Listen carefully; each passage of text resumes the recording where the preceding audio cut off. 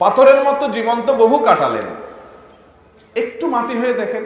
রাত 2টা-3টা পর্যন্ত পছন্দ দলের খেলা দেখে ফুর্তি করেছেন অনেক দিন, একটু কিছু কালের জন্য মাঝে মধ্যে একটু পরীক্ষা করে হলেও ভোর রাতে উঠে কনকনে শীত উপেক্ষা করে দাঁড়িয়ে লম্বা রুকু সিজদা দিয়ে তেলাওয়াত দিয়ে সালাত আদায় করে সিজদায় গিয়ে একটু চোখের পানি ফেলে আল্লাহর কাছে কেঁদে দেন। আল্লাহর শপথ করে বলছি, পৃথিবীর সবচেয়ে তৃপ্তিদায়ক মুহূর্ত আপনার কাছে সেই মুহূর্ত হবে যখন রবের সামনে দাঁড়িয়ে একটু চোখের পানি ফেলতে পারছেন। একটু চেষ্টা করে দেখেন, একটু ট্রাই করেন। তো সাহাবা একরামের ভিতরে ওই বৈশিষ্ট্য ছিল ভাইরা আমার। তারা রাত জেগে যে তাহাজ্জুদ পড়তেন, দিনভর যে সালাত আদায় করতেন, তাদের ইবাদত বন্দেগীর ছাপ, এটার আলামত, এটার আভা, এটার চিহ্ন তাদের চেহারার উপর ভেসে উঠত। সীমাহুম ফি ওজুহিহিম মিন আসারিস সুজুদ।